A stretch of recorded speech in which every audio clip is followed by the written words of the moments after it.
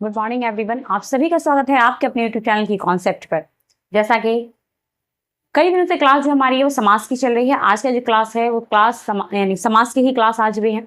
उस क्लास में समास का पार्ट जो हम 6 भेद देखे थे, उन 6 भेदों को पूर्ण तरीके से पढ़ना है, एक सिस्टम के अनुसार क्या क्या उसमें होती है और क्या क्या नहीं। आइए बिना देर करते हुए चलते हैं। पीछे पढ़ चुके हैं हम कि अव्ययी भाव समास किसे कहते हैं।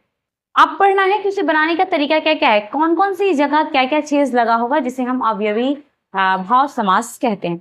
आइए देखते हैं। यहाँ साफ लिखा है कि यदि किसी संख्या के बाद नदी का नाम आ जाए तो वह द्विगु समास नहीं होकर अव्ययी समास का भाव होता है, यानी अव्ययी भाव समास होता है। अब इसको हम गौर से समझ ले कि क्या कह रहा है। बस इतनी सी बातें जान लें। बस कह रहा है कि अगर कोई संख्या है, कोई भी संख्या है, पंच, द्वितीय, तृतीय, चतुर्थ, ऐसी कोई संख्या है हमारे पास, कोई भी संख्या होगी, जैसे पंच हो गया, द्वितीय हो गया, तृतीय हो गया, मतलब कोई भी संख्या हो जहां पे एक नदी का नाम एग्जिस्ट कर सकता है। कोई भी संख्या हो जहां पर नदी का नाम एग्जिस्ट कर सकता है।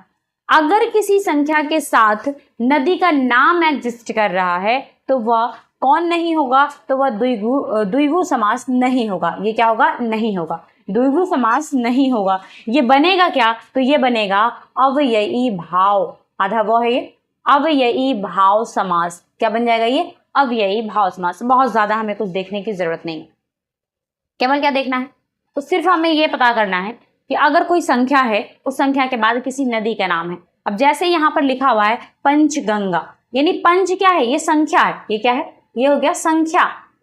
पंच क्या हो गया? संख्या। और ये गंगा किसका नाम है? तो ये नदी का नाम है, पंचगंगा हो गया। अब ये यहाँ पे संख्या है, अगर संख्या है तो वो द्विगु समास होना चाहिए, लेकिन संख्या के बाद क्या लग गया है? तो ये लग गया है गंगा, नदी का नाम आ गया है। तब इसे हम क्या कहेंगे? द्विगु समास ना कहकर इसे हम क्या कहेंगे? तो अव्ययी भाव समास कहा जाता है। आइए दूसरे रूप में देखते हैं। अगला क्या है? अगला कह रहा है कि उपसर्ग से निर्मित अधिकतर शब्दों में अव्ययी भाव समास होता है। मतलब अगर कोई शब्द क्या है? उपसर्ग से निर्मित है, उपसर्ग से बन रहा है।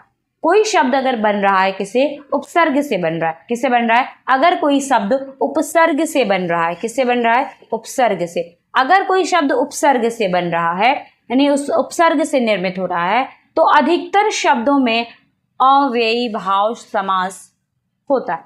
अब ये उपसर्ग क्या है? तो हम पहला इसका एक उपसर्ग देख लेते हैं। जैसे यथा दिया हुआ है, क्या है? यथा। यथा का अर्थ क्या होता है? तो यथा का अर्थ होता है के अनुसार। कोई भी चीजें लिखी जा रही है उसके अनुसार, जैसा या जैसी हो सकता है। जैसे यहाँ उदाहरण में कुछ चीजें दे दी गई है, आपको क्लियर हो जाएगा। उदाहरण में दिया हुआ है यथाशक्ति। अब इसका अर्थ क्या हो जाएगा? तो ये इसका अर्थ हो जाएगा शक्ति के अनुसार। किसके अनुसार? शक्ति के अनुसार। अब वैसे ये यहाँ पे एथिस्ट। अब एथिस्ट, इसका आप संधि विच्छेद भी बनता है, इसका संधि विच्छेद भी बना सकते हैं। आप पढ़े होंगे पीछे किसका संधि विच्छेद कैसे बनेगा। जैसे यथेस्ट लिखा हुआ तो हम इसका क्या लिख देंगे? इसका संधि विच्छेद अगर हम करें, इसकी संधि विच्छेद अगर इसका बनाएंगे हम यथेस्ट का, तो क्या बन जाएगा हमारे पास? संधि विच्छेद इसका बन जाएगा यथा जोड़ इष्ट। क्या बन जाएगा? यथा जोड़ इष्ट।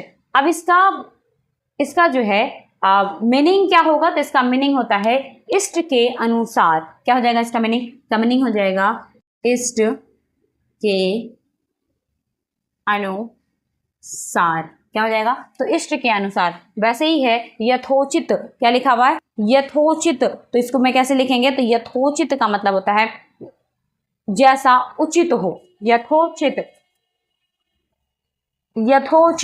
अब यथोचित है यहाँ पे, यथोचित है मतलब यथा जोड़ उचित है, तो उचित आ रहा है। यहाँ क्या आ रहा है? यहाँ पे क्या आ रहा है? तो उचित आ रहा है। इसको मैं मिटा दूंगी।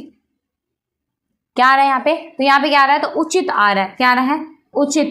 अब उचित के साथ हम अनुसार तो लगा नहीं सकते हैं, यानी कि यहाँ पे जैसे लिख दिया गया है शक्ति के अनुसार, वैसे तो हम यहाँ लिख नहीं सकते हैं उचित के अनुसार। तो उचित के अनुसार यहाँ ना लिखा करके क्या लिखाएगा, तो यहाँ लिखाएगा, यहाँ क्या लिखाएगा, जैसा जैसा उचित हो। यहाँ क्या हो जाएगा, जैसा उचित हो। तो ये एक कॉमन फैक्ट्स है, ये ऐसी चीजें हैं जो आपको जानना चाहिए। हो सकता है कि यहाँ पर दे दिया जाए कि उपसर्ग के अनुसार अव्ययी भाव समास किस तरह बनता है। अगर आपको एक उपसर्ग ही दे दिया जाए और कहे इस उपसर्ग के अनुसार अव्ययी भाव को चुने, तो आप कैसे चुनेंगे, तो इस उपसर्ग का मतलब ही होता है के अनुसार, जैसा या जैसी। अब ये सब चीजें जहां पर सेट होती है जिस शब्द के साथ, उसी शब्द के साथ हमें क्या करना होता है, लिखना होता है। आइए एक दो और देख लेंगे, जगह तो है नहीं।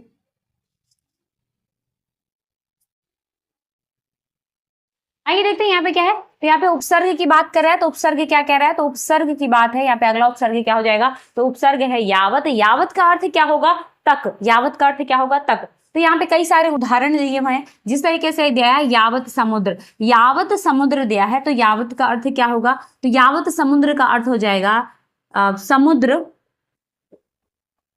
समुद्र तक। उसी तरीके से है याज जीवन, याज जीवन का अर्थ क्या होगा, तो यहां हो जाएगा जीवन तक, जीवन तक। यहां क्या हो जाएगा, यावन, यावन मृत्यु, तो यहां हो जाएगा मृत्यु तक, मृत्यु तक। दूसरा उपसर्ग इसमें क्या कह रहा है, यहां अगला उपसर्ग है अगला उपसर्ग क्या है, क्या है उपसर्ग आ। तो ये आ का भी अर्थ क्या होगा, तक। आ का भी अर्थ क्या होता है, तक। अब ये सवाल हमें कैसे पूछता है, सबसे बड़ी बात है कि सवाल किस तरीके से हमसे पूछेगा। तो इस सवाल में बात आ रही है कि सवाल पूछेगा कैसे, कि निम्नलिखित में से कौन अव्ययी भाव समास है। निम्नलिखित में से कौन अव्ययी भाव समास है। तो जब तक आपको पहचानने नहीं आएगा कि अव्ययी भाव समास कौन कौन है, तब तक ये संभव नहीं है। पीछे हमने क्या पढ़ा, पीछे यह देखा है कि अगर किसी संख्या के साथ, किसी संख्या के साथ अगर नदी का नाम आ जाता है, किसका नाम, नदी का नाम, तब भी ये क्या होगा, अव्ययी भाव समास। ये क्या हो जाएगा, अव्ययी भाव समास। अगर उपसर्ग की बात कहे, यहां दिया हुआ उपसर्ग यावत, अगर यावत आ जाए, यावत का अर्थ हो जाता है सीधे तक। क्या हो जाएगा, ये चीजें आपको पहचाननी होगी। यावत का अर्थ हो जाता है, साफ अर्थ है इसका तक। अगर कह दिया जाए यावत समुद्र, अब बात आ रही है यावत। जैसे ही यावत आ गया, ये क्या हो जाएगा, ये कौन सा समास हो जाएगा, ये हो जाएगा अव्ययी भाव समास। ये सीधे हम देख लेंगे अव्ययी भाव समास है, क्योंकि यावत तक का मतलब क्या है, यावत का मतलब क्या है, यावत समुद्र का मतलब क्या है, समुद्र तक। क्या है, समुद्र तक। क्योंकि यावत का अर्थ क्या होता है, यावत का अर्थ ही तक होता है। यावत का अर्थ क्या होगा, तक होगा। इन चीजों को केवल आपको जानना है, रटने की जरूरत नहीं है। केवल 1 से 2 बार आप इसे समझने की कोशिश करें, ये आपको यही याद हो जाएगा। मैं दोबारा बोल रही हूँ कि यावत का अर्थ क्या होता है, तो यावत का अर्थ तक होता है। यावत क्या है, तो यावत एक उपसर्ग है। यावत क्या होगा, तो यावत एक उपसर्ग है। अगर जिस भी शब्द में यावत लगा हुआ है, वो क्या हो जाएगा, तो अव्ययी भाव समास हो जाएगा। क्या होगा, अव्ययी भाव समास हो जाएगा। आइए दूसरा उपसर्ग देखते हैं। दूसरा उपसर्ग क्या है, तो दूसरा उपसर्ग में यहाँ आ दिया हुआ है। आ क्या है, तो आ का भी अर्थ तक होता है। आ का भी अर्थ क्या होगा, तक होगा। तो यहाँ दिया हुआ है आ जन्म, यानी जन्म तक। कहाँ, आ जन्म, इसका अर्थ क्या हो जाएगा, आ का मतलब होगा तक, और इसका मतलब क्या हो जाएगा, जन्म तो जन्म ही रहेगा। तो इसको हम कैसे लिखेंगे, जन्म तक। कैसे लिखेंगे इसको, जन्म तक लिखेंगे। कैसे लिखेंगे ये, तो ये लिखाएगा जन्म तक। क्या हो जाएगा, जन्म तक। जैसे ही जन्म तक आ रहा है, यानी आ जन्म आ रहा है, ये हो जाएगा क्या, कौन सा समास होगा, तो ये अव्ययी समास हो जाएगा, अव्ययी भाव समास। उसके बाद है आमरण यानी मरण तक। उसके बाद है अमृत्यु यानी मृत्यु तक। उसके बाद है आजीवन यानी जीवन तक। जैसे ही आ लग जाए, आ लग जाए तो आ क्या है, आ एक उपसर्ग है। आ क्या है, आ एक उपसर्ग है। आ का अर्थ तक होता है और ये शब्द कौन सा समास बनेगा, तो ये जो शब्द है वो समास कौन सा बन जाएगा, तो अव्ययी भाव समास बनेगा। इस बात को केवल आप याद रख लें, बहुत सारी चीजें, बहुत सारा परिभाषा नहीं याद रखना है, केवल आपको यही चीजें याद रखना है। जहां लग गया आजीवन, आजीवन यानी जीवन तक, आजीवन जीवन तक, जैसे आजीवन है वैसे ही जैसे आ लग जाएगा वैसे ही इसको हम क्या कहेंगे, वैसे ही वो क्या कहलाएगा, अव्ययी भाव समास कहलाएगा। आ जहां लग रहा है, चाहे आजीवन हो, आमृत्यु हो, आमरण हो, आजन्म हो, ऐसे कोई भी शब्द आएंगे ये क्या कहलाएंगे, तो ये सभी क्या कहलाएगा, तो ये कहलाएगा अव्ययी भाव समास। आज के लिए केवल इतना ही, आज के लिए केवल इतना ही। फिर कल मिलते हैं आपको नए क्लास के साथ। तब तक के लिए धैर्य बनाकर रखें ऐसे ही छोटे छोटे टिप्स देखने के लिए। अगर ये वीडियोस आपको अच्छी लगती है, आपको इससे कुछ फायदा होता है, तो आप इसको लाइक, सब्सक्राइब एवं शेयर जरूर करें। धन्यवाद।